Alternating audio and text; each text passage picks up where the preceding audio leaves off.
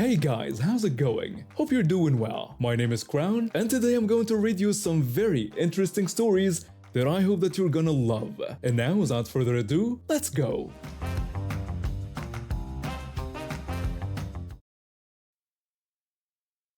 I've always considered myself a pretty organized person, keeping detailed lists of everything I need to buy for the week. But that day, I somehow managed to forget the most basic items: milk, eggs, and bread.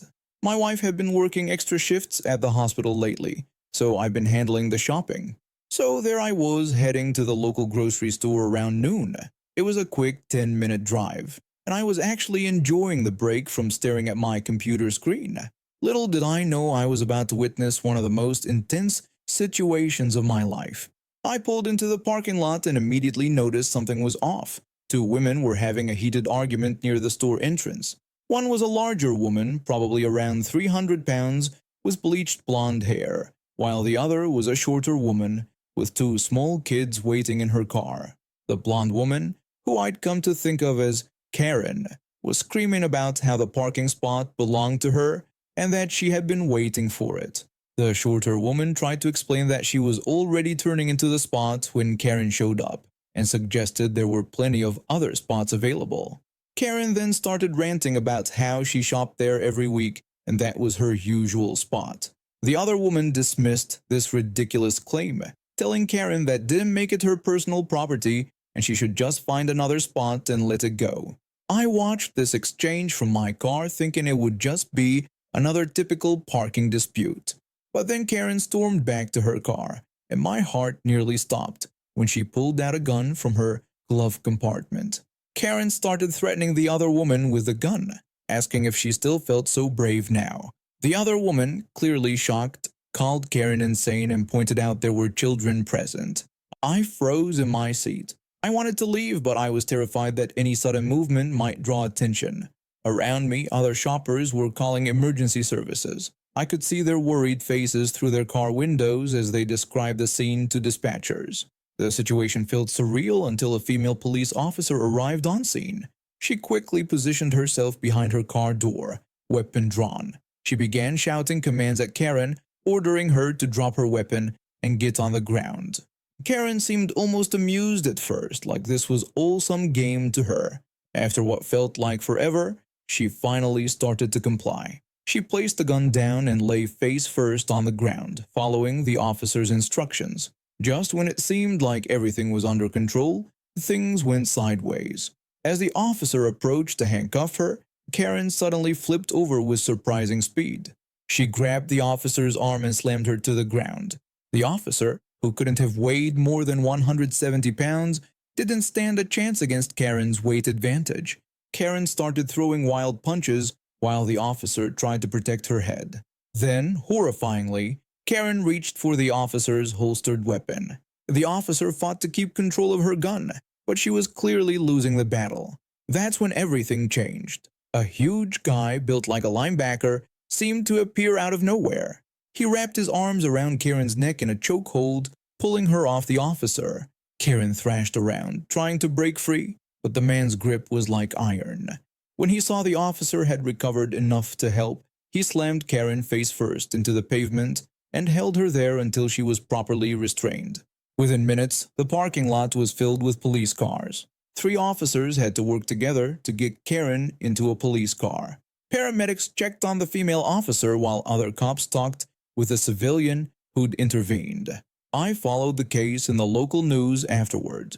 Karen was sentenced to 15 years in prison for aggravated assault on a police officer, along with weapons charges and endangering minors. The man who stepped in turned out to be a former Marine who worked at the local gym. He received a Civilian Bravery Award from the police department and was given a key to the city. The most satisfying part wasn't even the prison sentence. It was watching Karen, who'd been so arrogant and threatening, completely helpless in that chokehold. Maybe for the first time in her life, she understood what it felt like to be at someone else's mercy. I eventually did get my groceries at a different store across town. Some things are worth the extra drive.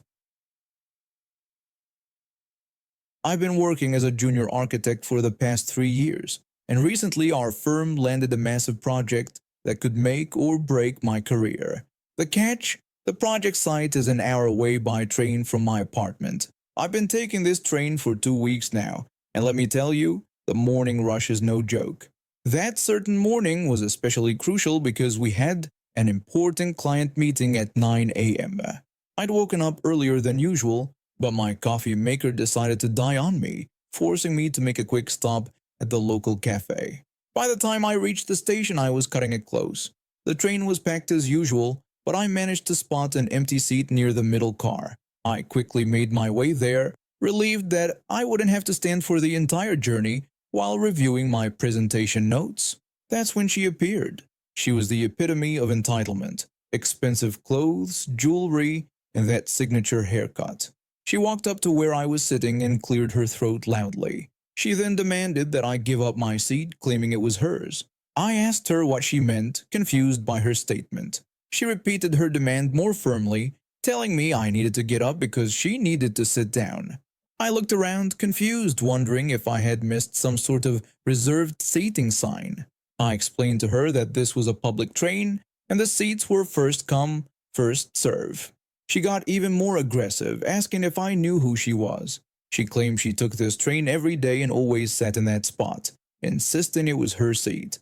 Her voice was getting louder with each word, and people around us were starting to stare. I tried to reason with her, explaining that while I understood she might have a preferred spot, that didn't make it her personal property. She became furious, threatening me by claiming she was friends with the train company's regional manager and could have me banned from this line. At this point, several passengers were rolling their eyes, and one elderly gentleman nearby couldn't suppress a chuckle. I decided to give her a taste of her own medicine and lied, telling her I worked in transportation law. I warned her that threatening passengers with false claims of authority was actually an offense that could result in her being banned from the service. Her face turned red as she accused me of lying. I pushed further, asking if she wanted to test my claim and offering to call the transport police. I added that they would probably be very interested in hearing about how she was harassing passengers and making false claims about her connection to the train company. The elderly gentleman who had chuckled earlier joined the conversation, sharing that he'd been taking this train for 15 years and had never heard such nonsense about reserved seats in the general compartment. A young woman nearby chimed in as well, announcing that she had recorded everything on her phone and offering to share it with the train company's social media. Karen's mouth opened and closed like a fish out of water. She looked around, finally seeming to realize that everyone in our car was watching her with a mixture of amusement and disapproval. Without another word, she turned and stormed off toward the next car. The elderly gentleman gave me a subtle thumbs up, and the young woman showed me that she had indeed recorded everything, just in case things escalated. We ended up having a good laugh about it, and they shared their own stories about entitled passengers they'd encountered. As for Karen, I saw her get off at my stop, still fuming. She walked straight into the same office building where I work. Turns out she works 2 floors above our firm. Now every morning when I see her on the train, she makes a point to walk to the furthest car possible. I call that a win. The memories of that day still haunt me. I was only 8 years old when I witnessed someone get shot at the grocery store. It was just another Sunday morning, watching 2 men argue over a parking spot until one of them pulled out a gun. That moment changed everything for me. Now, at 17, I've been working at this Louisiana-style chicken place for about 6 months. The job itself isn't bad. Decent pay, flexible hours at work with my school schedule, and most of my co-workers are pretty cool. I took this job because it's close to home and helps me save up for college. My mom works 2 jobs to keep us afloat, and I wanted to do my part to help out. The incident happened last Friday night. It was around 8 p.m. and the dinner rush had just died down. I was working the front counter when he walked in. This guy with a pistol strapped across his chest. My heart immediately started racing and my hands got clammy. In our state, open carry is legal, but seeing that gun brought back all those memories from when I was 8. I greeted him politely and told him I'd get someone to help him. When he demanded to know why I couldn't help him myself, I just repeated that my manager would be with him in a minute. I tried to keep my voice steady and smile professionally, but I could feel myself shaking. I quickly walked to the back, where my coworker was prepping ingredients. I could hear him start slamming his fists on the counter, making me jump with each bang. My manager, who had been doing inventory, immediately went to handle the situation. When he greeted the entitled guy and asked how he could help, the man demanded that I come back out to serve him, calling me a witch. My manager refused and asked again for his order. That's when things got really ugly. He started screaming, his face turning red with rage. He called me a coward, claiming I wouldn't serve him because his freedom offended me. Then he started throwing racial slurs at my manager, who remained remarkably calm despite the abuse. I was huddled in the back trying to hold back tears as I listened to him getting more and more aggressive. My manager asked him to leave, but this only made him angrier. He started ranting about freedom again and threw more racial slurs at my manager, questioning why someone of his race would be put in charge. When my manager warned him that he'd call the police if he didn't leave, things escalated further. My coworker and I retreated to the very back of the kitchen after my manager signaled us to close the drive-thru. She held my hand while I cried, telling me everything would be okay. But all I could think about was that day at the grocery store, watching helplessly as violence erupted out of nowhere. The situation got worse when the guy started pacing in the parking lot, shouting threats through the windows. He was screaming about teaching us a lesson about respecting his rights and threatening to put a bullet in my manager's head. My manager had already called the police, but those minutes waiting for them felt like hours. The police arrived with 3 patrol cars, lights flashing. They found him still in the parking lot, waving his arms and yelling. When they approached him, he actually reached for his gun, which turned a bad situation into an even worse one. The police immediately drew their weapons and ordered him to the ground. They ended up arresting him not just for the threats, but also for attempted assault on a police officer. The police took statements from all of us, and we found out later that he'd been involved in several other confrontations where he'd intimidated people with his gun. We closed early that night. My co-worker insisted on driving me home instead of letting me take the bus. The next day, my manager called to check on me and gave me a few days off with pay to recover. When I returned to work, I found out that the company had installed new security cameras and a panic button under the counter. The entitled guy is now facing multiple charges, including making terrorist threats and attempted assault on a law enforcement officer. His weapons permit was revoked and he's been banned from all locations of our restaurant chain. My manager pressed charges for the racial abuse and threats, and I'm scheduled to testify at his hearing next month. The district manager personally came to thank us for handling the situation professionally and announced they're implementing new safety protocols across all locations. It's been a few weeks now, and while I still get nervous when I see someone open carrying, I'm proud of how our team handled the situation. My manager checks in with me regularly, and my co-workers have become like a second family. We look out for each other, and that's made all the difference in helping me feel safe at work again. I've lived in this small community since I was 4 years old. Now I'm in college, and throughout all these years, I've watched our neighbor transform from someone seemingly normal into the community's most despised resident. Let me tell you how it all started. We're a family of 4, my parents, my younger sister, and me. Our house sits at the corner of the community with a row of tall pine trees separating our yard from our neighbor's property. When we first moved in, everything seemed fine. That is, until the incident that changed everything. I was around 6 when it happened. Our neighbor had come over to visit my mom, and I was playing in the living room. I accidentally knocked over a vase, and before my parents could react, our neighbor grabbed my arm and started scolding me. My father immediately stepped in, demanding that she let go of me at once. When she insisted that someone needed to teach me proper behavior, my father told her that she had no right to discipline his child, especially in our own house. From that moment on, she declared war on our family. It started with petty things, parking her car so we could barely get out of our driveway, placing her trash cans to block our path, and installing white wooden posts that made it difficult for us to maneuver our vehicles.